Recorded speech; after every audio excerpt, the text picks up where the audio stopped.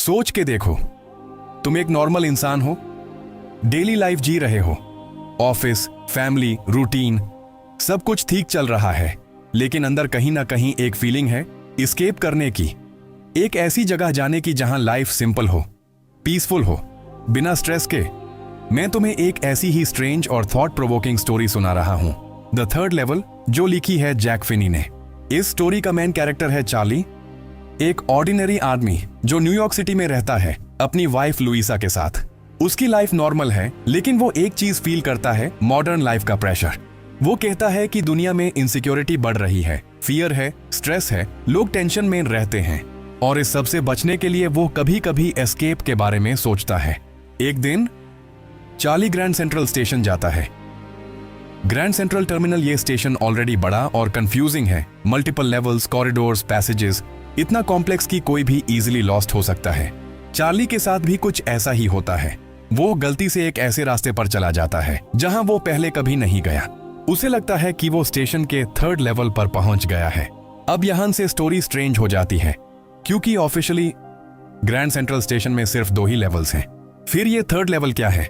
Charlie जब वहां देखता है तो सब कुछ डिफरेंट होता है। लाइट्स डिम हैं, येलो गैस लाइट्स, लोग ओल्ड फैशन कपड़े पहने हुए हैं, मैन लॉन्ग कोट्स और हैट्स में, विमेन लॉन्ग ड्रेसेस में, और एनवायरनमेंट बिल्कुल 1890s जैसा लगता है।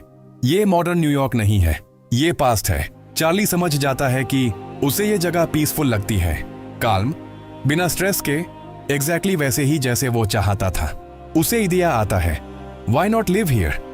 वो एक टिकट खरीदना चाहता है गैल्सबर्ग, इलिनॉइस के लिए।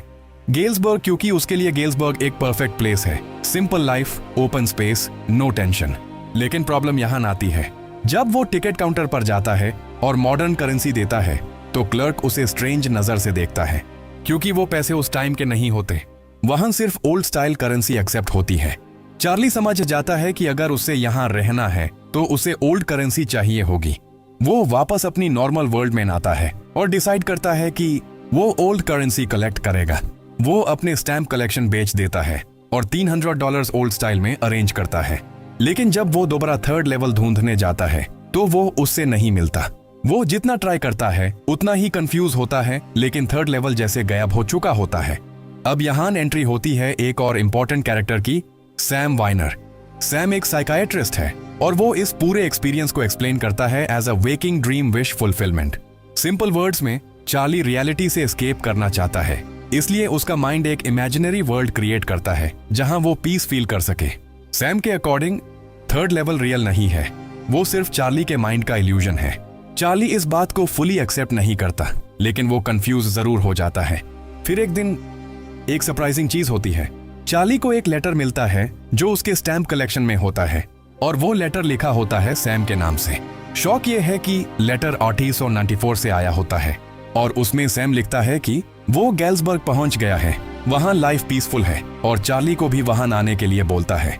अब ये ट्विस्ट स्टोरी को और मिस्टीरियस बना देता है। अगर सैम कहता था कि थर्ड लेवल सिर्फ इमेजिनेशन है, तो वो खुद 1894 में कैसे पहुंच गया? क्या थर्ड लेवल एक्चुअली रियल है, या फिर ये सब एक इल्यूजन है? स्टोरी यहीं एक ओपन एंड छोड़ देती है, और यही इसका मेन पॉइंट है।